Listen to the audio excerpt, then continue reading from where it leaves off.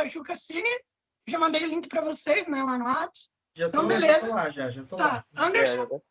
Tô aqui já, Então, só beleza. falar. Então, vou dar contagem aqui. 1, 2, 3, vai. Vocês já imaginaram se mudar para uma casa que você passou muito tempo para conseguir comprar e aí você tá fazendo reformas lá dentro e quando você tá prestes a mudar para ela, você recebe uma carta pelo correio dizendo que tem alguém te observando. Cara, essas merda, mano, essas merda me deixam com medo, cara. É um dos motivos de odiar a casa. Eu literalmente não gosto de casa. Nunca vou querer morar numa. Precisa de sangue fresco. A minha casa é pequena ainda por cima, tipo... Ah, é verdade? Ah, tu mora numa casa? Meu Deus, mano. A minha casa é pequena, só que... Já viu esses casos, Lourenço, de gente nos Estados Unidos que tem pessoa morando dentro das casas? Tipo... Mano, já vi. É que lá, mano, o foda dos Estados Unidos é que lá as paredes dele é aquelas paredes merda, tá ligado? É, aquelas paredes que destrói. Dá um soco e já destrói. Tem gente que mora dentro das paredes. Eu já vi casos assim, eu fiquei, mano... Aqui é o seu lugar, toda terça-feira tem... Aliás, o caso do cara que mora dentro da parede é muito foda. Mas é muito assustador. Eu não consigo nem explicar pra vocês o quanto eu achei esse caso bizarro, e esse é o tipo de coisa que mais me aterroriza. Os caras não tem nem proteção pra janela, mano. Os caras não tem proteção pra janela lá. É isso que eu fico encucado, tá ligado? Tudo se passa em Westfield, Nova Jersey, com um casal chamado Derek. Mano, qualquer um pode invadir qualquer casa dos Estados Unidos. Essa é a regra. Acabado de adquirir uma casa por 1.3 milhões. Ô, Anderson, tu mora em casa? Grande, tinha 6 quartos, 4 banheiros. Meu Deus, mano, vocês estão fodidos depois do vídeo. Eles tinham 3 filhos, então a casa acomodaria bem eles. Inclusive, aquele bairro era um bairro... Na minha opinião, quem tem casa não deveria assistir esse tipo de vídeo. E o Derek, que era o marido, ele tava muito bem de vida, ele tinha crescido muito na empresa em que ele trabalhava, então foi possível que eles adquirissem uma casa cara. Antes de se mudar pra lá, eles queriam fazer algumas reformas, algumas benfeitorias e deixar a casa mais do jeito deles antes de mudar. Então eles passaram por todo um processo de reformas e um dia, quando o Derek tava lá terminando de pintar a casa, já era 10 horas da noite, ele tava super cansado, ele tava sozinho lá dentro, ele foi até a caixa de correio pra ver se tinha alguma correspondência. Ele achou algumas contas ali e um envelope branco. A carta estava endereçada ao novo dono. Para esse vídeo eu já vou avisando vocês que a gente vai passar por várias cartas misteriosas em que eu vou ler e a gente vai conversando juntos pra gente tentar entender o que essa pessoa estava querendo dizer. Então a primeira carta começava em um tom amigável e lia o seguinte: Pô, mano, eu adoro a edição dela. Querido novo vizinho da 657 Boulevard, permita-me dar-lhe as boas-vindas ao meu bairro. Depois disso, a carta começou a ficar extremamente bizarra, e vocês vão entender por quê. Ela dizia: como vocês vieram parar aqui? O endereço 657 Boulevard chamou vocês com suas forças interiores?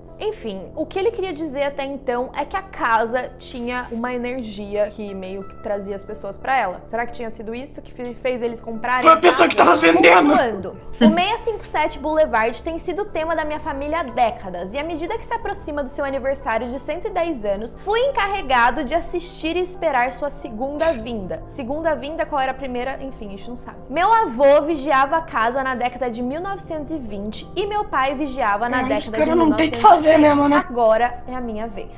Você conhece a história da casa? Você sabe o que está dentro das paredes do Boulevard 657? Por que você está aqui? Meu Deus! Imagina você se mudando pra casa que nova, daria uma boa pegadinha fazer isso, hein? Escrever umas cartas e colocar nos vizinhos. A família dele já tinha... Nossa, tem que esperar o vizinho comprar casa. Agora era a vez dele, então ele tava se tu quiser infartar os caras. Mas não parava por aí. Daria ótimo, daria a carta ainda identificava a minivan do casal e também os trabalhadores e empreiteiros que estavam trabalhando na reforma do local. Ela seguia: já vi que você inundou a Boulevard 657 com empreiteiros para poder destruir a casa como deveria. Má jogada. Você não quer deixar o 657 Boulevard infeliz. O autor da carta também parecia ter notado os filhos do casal. Isso porque eles brincavam pela vizinhança, ficavam um tempo ali enquanto os pais estavam encarregados da reforma. E aí ele seguiu dizendo: você tem filhos, eu os vi. Até agora, acho que há 3 que contei. E aí ele perguntou: vai ter mais a caminho? Gente, olha que fofoqueiro, né?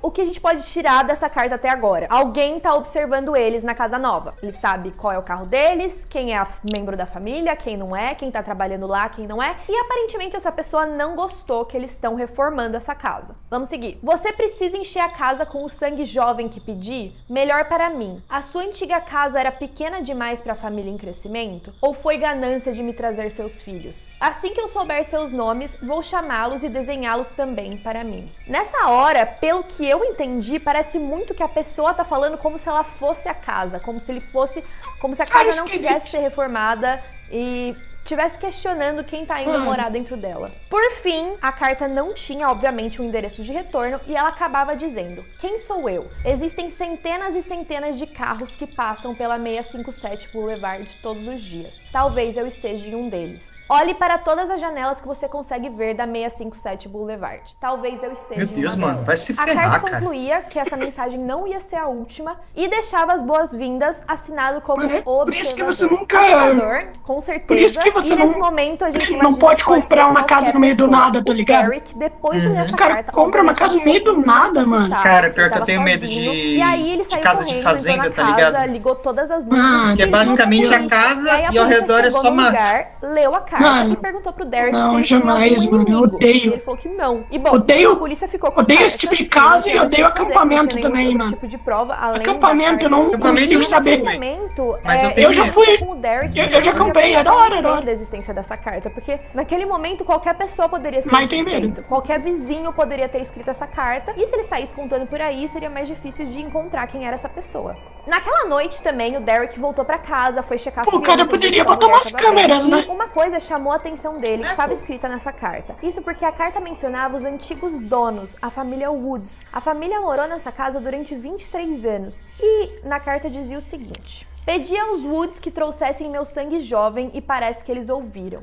Ou seja, dava a entender que essa pessoa já tinha se comunicado com a família anterior e que tinha pedido pra trazer gente nova pra casa. Então os Woods se mudaram pra... Eu acho que os caras só ficaram cagados mesmo e resolveram vazar, tá ligado? Eu acho que foi isso. O que era essa carta. E a Andrea, que era a mulher da família, respondeu que quando eles se mudaram, de fato, eles tinham recebido uma Ela carta. poderia ter avisado isso antes, né? Eles disseram que eles nem se importaram e acabaram jogando a carta fora. E durante todos os anos que eles moraram lá, eles não ouviram mais falar dessa pessoa. Então eles nunca se importaram com o assunto. 2 semanas depois da chegada da primeira carta, quem tava na casa dessa vez era a Maria. Depois de ter olhado algumas coisas de pintura e esse tipo de coisa, ela resolveu checar a caixa de correio. Pra surpresa dela, ou não, tinha outra carta lá dentro. Ah, mano. Ela reconheceu a mesma letra da carta anterior, que era uma letra grossa, e imediatamente chamou a polícia. Isso era o que estava escrito na segunda carta. Bem-vindos novamente à sua casa no Boulevard 657. Detalhe que nessa carta, ela não estava mais endereçada aos novos donos, mas sim ao Derek e a Maria, já estava nominal. Os trabalhadores têm estado Será que ocupados... se você destruir essa casa, o cara que mandou esse tipo de carta, ele tem um infarto?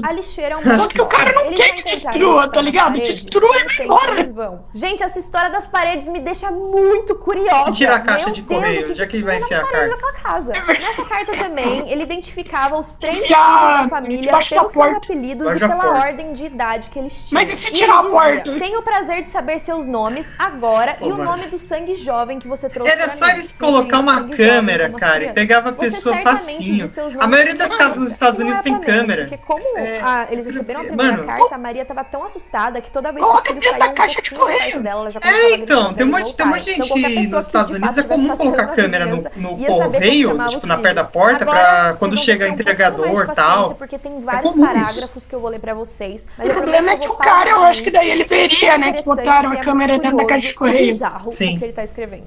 A 657 Boulevard está ansioso para que você se mude. Faz anos e anos desde que o sangue jovem... O problema é que daí, se você bota dentro da caixa de correio e ele sabe, ele nunca vai botar na caixa de correio. Vai botar. Por conta que quando ele tentar tirar a câmera, daí você vai ficar vendo, só espancar ele depois. Fica longe do resto da casa. Se você estivesse lá em cima, nunca os ouviria gritar. Essa parte me dá arrepios. Essa pessoa sabe todos os detalhes da casa, como se fosse a casa em si, e já tá perguntando detalhes de como ia ser a divisão das pessoas ali dentro, aonde que eles iam, se as crianças... Pô, mano, o cara quer morar com eles, pô. Enfim. Então. Continuando, eles vão dormir no sótão ou vocês vão dormir no segundo andar? Quem tem os quartos voltados para a rua? Eu saberei assim que você se mudar. Isso me ajudará a saber quem está em qual quarto. então posso planejar melhor. Planejar melhor o quê? Não sabemos. Todas as janelas e portas do 657 Boulevard permitem que eu observe e rastreie vocês conforme você se move pela casa. Quem sou eu? Eu sou o observador e estou no controle do 657 Boulevard há quase 2 décadas. A família Woods entregou a você. Era a hora deles seguirem então o cara deve ter uns 50 anos. Quando eu pedi. 50, Primeiro, 60 que é muito anos. bizarro receber uma carta de uma pessoa falando que consegue ver todos os movimentos seus dentro da sua própria casa. Segundo que, de novo, ele menciona a família Woods.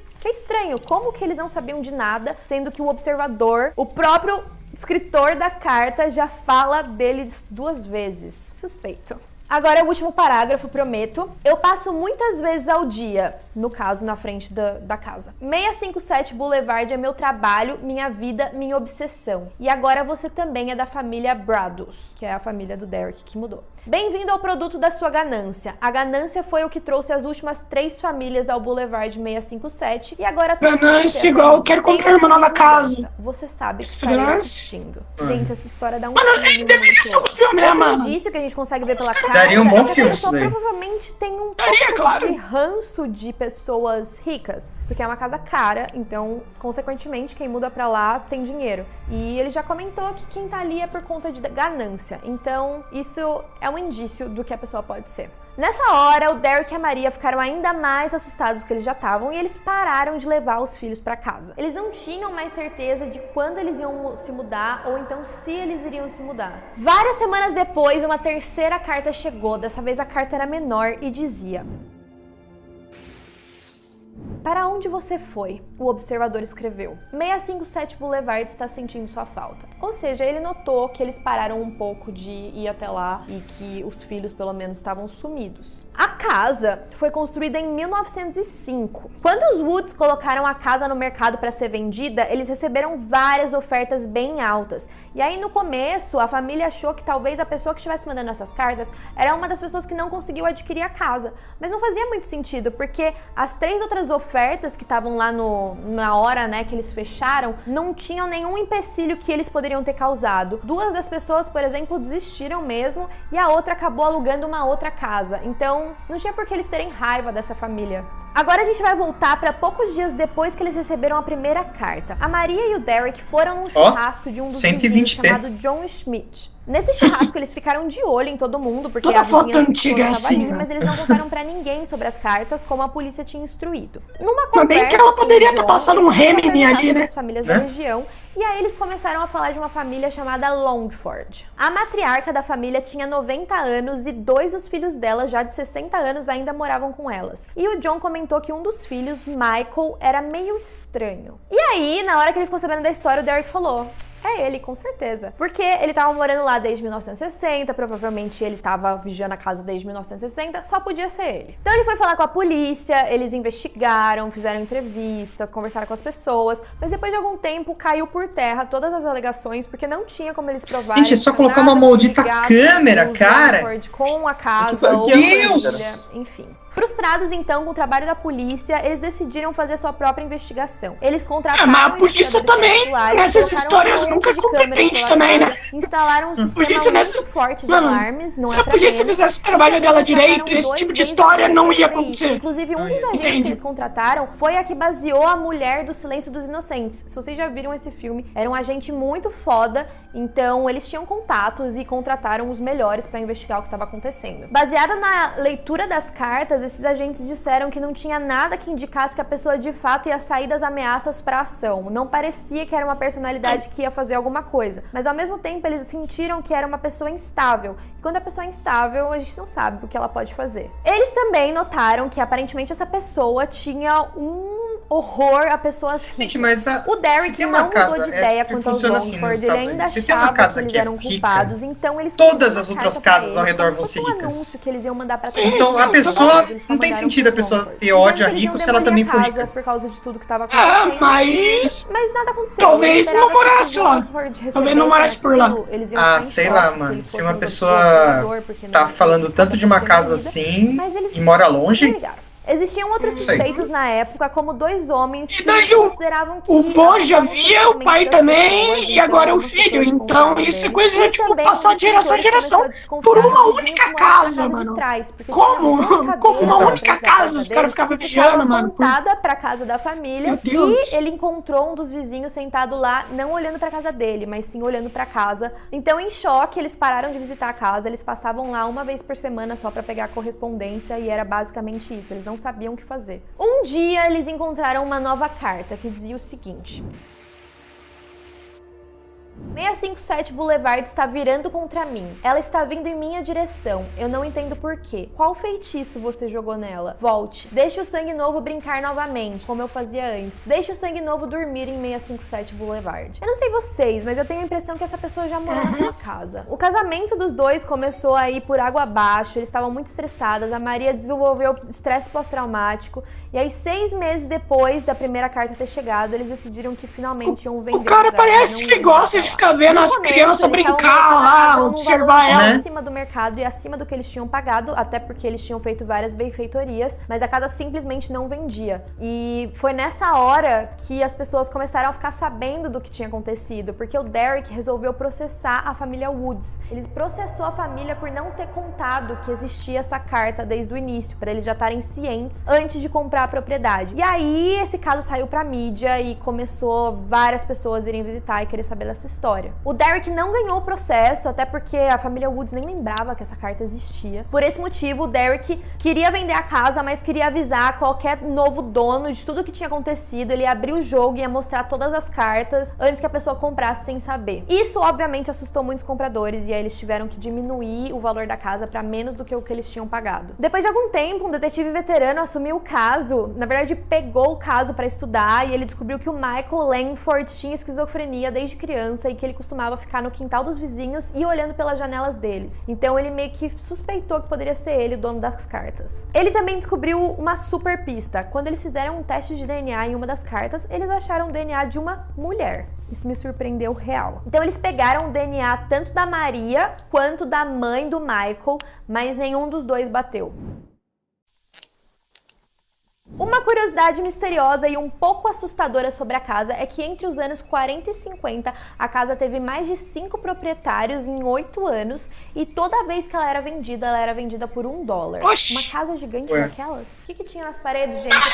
Verdade, talvez eles estivessem nas paredes, né, mano? Eles mudaram pra casa, uma família ali perto também recebeu uma carta similar. Como que ele mete as cartas no correio? Sobre isso. Então, ele teria que sair da casa, colocar e depois voltar pra dentro da casa, né? Porque a família, quando contatada, falou que nem sabia que estava acontecendo isso com outra pessoa também. Uma noite, enquanto o investigador estava parado na frente da casa para ver se vinha alguém, eles viam um carro de uma mulher que eles acharam meio suspeito. Então eles foram falar com ela, e conversando com ela, ela disse que o marido dela jogava um jogo de videogame em que ele gostava de interpretar o observador. Nessa hora, o investigador falou: é você mesmo. E aí chamou ele pra uma entrevista, né? Tipo, uma conversa, até porque não tinha como incriminar ele de nada. Mas ele acabava se negando, ele nunca aparecia e não tinha nada legal, juridicamente, que fizesse com que ele fosse obrigado a testemunhar ou falar qualquer coisa. Então eles nunca conseguiram falar com esse cara. Muitas pessoas começaram a culpar a própria família de ter criado uma farsa, de que nada disso aconteceu, de que quem tava escrevendo as cartas eram eles mesmos, como se eles tivessem os caras alguma coisa compraram investigadores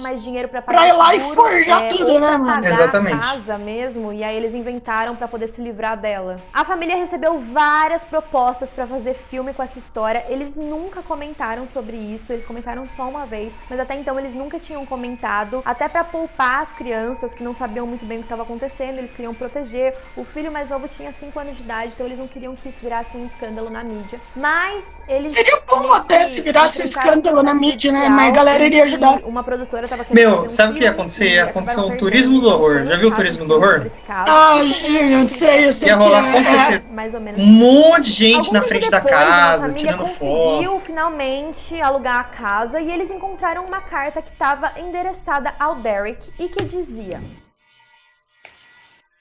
Ventos violentos e frio amargo. Para o desprezível e violento Derek e sua mulher Maria, vocês estavam se perguntando quem o observador é. Olhe para trás, idiotas. Talvez vocês até conversaram comigo. Um daqueles vizinhos que supostamente não tinham ideia de quem o observador tá na parede, o cara tá na parede com toda certeza. Falando. Talvez um acidente de carro, talvez um incêndio, ou uma doença pequena que nunca vai embora, mas está sempre ali. Talvez a misteriosa morte de um animal de estimação. Talvez um membro da família morra de repente. Aviões e carros e bicicletas batem. Porra, avião, mano. O cara vai derrubar um avião? A polícia, obviamente, mas não tinha nenhum DNA, não tinha nenhuma outra prova, só as ameaças, e dessa vez ficou ainda mais perigoso. Porque aparentemente essa pessoa não queria que eles vendessem a casa também. O Derek deu será uma que entrevista. Se o cara tá dentro da parede, eles destroem a casa, então o cara morre. Das minhas fontes dessa entrevista com ele. Nessa entrevista, ele disse que tudo aquilo era como um câncer, que eles pensavam nisso todos os dias e não vivem em paz. Em julho de 2019, a casa foi vendida por um pouco menos de $1 milhão.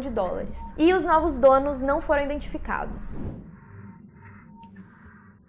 A quarta carta finalizava: você é desprezado pela casa. E o observador venceu. Gente, não parece um filme? Eu juro que isso aconteceu. Quer dizer, juro que existe essa história. Pode ser que eles tenham inventado tudo, pode ser, não sabemos. Mas não deixa de ser extremamente bizarro. Agora, a pergunta que não quer calar: o que tem dentro da parede daquela casa? Vocês podem pausar já que provavelmente já acabou. Então, mano, e aí, Anderson? Só pra Anderson, você tá aí parado? Você tem alguma teoria? Se os novos donos receberam cartas novas, a gente não sabe quem eles são, a gente não sabe de nada. Eu acho que... essa foi a história de hoje. Comenta aqui o que com certeza vocês acharam. a pessoa não morava na casa. Dentro da casa, nas paredes. E até a próxima. Mano, com toda certeza. Eu não sei se vocês já ouviram a história, mas tem uma história de uma pessoa que morava embaixo da casa. É o seguinte: lá nos Estados Unidos, eu não sei se vocês já viram em algum filme, mas sempre tem aquela parte debaixo da casa. Tá ligado? O porão. É, o porão. Então, não é dentro da casa, tá ligado? Não é dentro. Você tem que ir pra atrás da casa. É porão. Então, uma elevaçãozinha, né? Com umas estaquinhas, né? Então, daí teve um cara que ele morava dentro das paredes por conta que ele descobriu uma maneira de entrar debaixo dali e depois conseguir entrar nas paredes. Só estando ali debaixo, tá ligado? E ele conseguia ver tudo ali. O cara, ele comia ali dentro, ele colocava uma mesa ali dentro da parede, eu não sei como, ele metia uma mesa e comia observando as meninas no quarto, tá ligado? Cara, isso é bizarro. Mano, cara, os Estados Unidos é cheio dessas merda, cara. Mano, tem um cara chamado Criança Soder, mano, que é um caso que, assim, né, teve uma casa, pegou fogo. E daí a galera tá falando, pô, pegou fogo por conta que as pessoas que botaram fogo queriam sequestrar as crianças, tá ligado? Eles tinham 5 filhos. 3 desapareceram e 2 ficaram vivos. E depois, acho que 30 anos depois, uma das crianças que tinha sido desaparecido mandou uma carta do nada com uma foto dele, 30 anos mais velho, escrito: eu amo meu irmão, e depois embaixo ele mandou um código, tá ligado? E depois ninguém nunca mais viu essa criança, essa pessoa que mandou a foto, mas era um dos irmãos que tinha sido sequestrado. Mas o que era o código? Essa história... Não, ninguém sabe o que era. Ninguém faz ideia do que era o código. E é isso, hoje em dia o cara teria 60 anos. Aquela foi a última foto que ele mandou. Ele tava com 30 e poucos anos. Caramba, velho, que bizarro, mano. E tudo aponta que ele foi sequestrado pela máfia italiana e treinado por eles, tá ligado? Uhum. Tudo aponta isso. E essa história é muito estranha, tá ligado? Ele foi sequestrado pela máfia, uma criança de 6 anos. E depois ele mandou um código com vários números, 190, 360, alguma coisa, e escreveu: eu amo meu irmão, e é isso. Mano, essa história é estranha pra caralho. Caramba, cara. Que bizarro. Então a gente vai acabando por aqui. Aliás, eu espero que vocês tenham gostado dos vídeos. Eu espero que vocês dois consigam dormir hoje, não imaginando que tem alguém em suas paredes, até porque aqui no Brasil eu acho que é impossível ter alguém na parede de vocês. Na parede, né, cara? Só se o cara for lá com uma marreta, quebrou a parede, depois você fez a parede, tá ligado? Só se foi isso, mas aí daria um trabalho do caralho. Ah, dá pra morar no sótão. Tem muita casa que tem o teto mais alto, né? Onde tem a caixa d'água. Uhum. É pra morar lá. Ah, sim, é por isso que vocês têm que ficar verificando o sótão todo dia, tá ligado? Lá na Coreia é normal isso, mas aqui no Brasil eu nunca vi um caso assim. Mas, mano, eu já vi casos de pessoa que mora no andar de cima da casa, tá ligado? Meu Deus, mano, teve um caso de uma criança, né? Eu vi o caso de uma criança que, tipo assim, tinha um armário dele, né? E daí a criança falava pra mãe, ô mãe, eu tô com medo, posso vir dormir aqui? Daí a mãe falava assim, pô, por que você tá com medo? Pô, porque parece que tem alguma coisa me observando dentro do armário. Daí, beleza. Daí depois eles se mudaram, e daí chegou uma mulher pro cara e falou assim, cara, desculpa essa pergunta assim, mas você sentia que tinha alguma coisa te observando no quarto? Daí o moleque gelou a espinha, né? Daí ele falou assim, por quê? Daí ele falou, mano, porque um cara que morava dentro do armário foi preso. Dentro do nosso armário foi preso hoje. Ou seja, tinha alguém morando dentro do armário dele por anos. Realmente alguém olhando pra ele. E sempre que todo mundo dormia, ele ia lá, o cara pegava as coisas pra comer, tá ligado? E daí, mano, e depois ele se escondia dentro das paredes e fugia pelo armário, tá ligado? Cara, mano. Você tá maluco? Nossa, Lourenço, vai se ferrar, cara. Contando essas merda aí, eu sou cagão. Eu era cagão pra caralho, mas agora eu tô curtindo pra caralho esse tipo de coisa. Mano, é da hora ver essas coisas, só que, velho...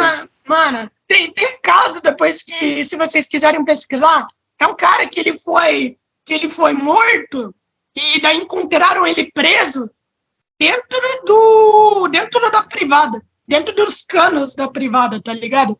Dentro dos tubos, ele tava literalmente colhido dentro dos tubos da privada, escolar ainda, sabia? Dentro da privada de uma escola. Ah, vai ver, ele tava fugindo. E, mano, por 2 dias ele tava lá.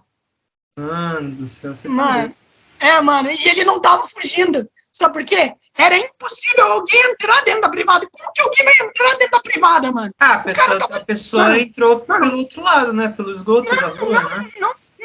Não tinha lá. Tipo assim, o cara, ele tinha que entrar dentro, mano. E era um espaço tão pequeno, mas tão pequeno que não dava nem pra pessoa mover alguma coisa lá. E tipo assim, a roupa dele tava literalmente dobrada em cima do corpo dele, sabia? E ele tava sem sapato. Mano, e isso dentro do espacinho ali da privada. Tava com a roupa amarrada em cima do corpo dele. Como é que descobriram esse cara? Como é que acharam ele? Então, esse que pergunta. Uma professora, do nada, falou que ela foi cagar, né? E daí ela não ouviu lá o barulho de ploft, não é verdade? Ela olhou assim, tinha um rosto, assim, olhando no buraco da privada. É que lá no Japão tem lugares onde não é privada, tá ligado? Aqueles no Japão! Então, você sabe aqueles buracos? Sei. Tem uma privada? Então, o cara tava ali, tá ligado? O cara tava lá embaixo, e isso é impossível de fazer isso, por conta que era no escano. E daí, mano, imagina só, mano, o cheiro. Um cara morto 2 dias, com 2 dias direto de gente cagando, mijando nele. Imagina, mano. Imagina o cheiro dessa merda. Desgraça. Mano. E daí ninguém sabe o que aconteceu com ele. Ninguém sabe. Os bombeiros demoraram pra caralho pra conseguir tirar. Eles tiveram que tirar a privada, depois coisar debaixo lá, tirar a terra debaixo do cano, depois cortar o cano pra tirar ele de lá, e o cara tava lá.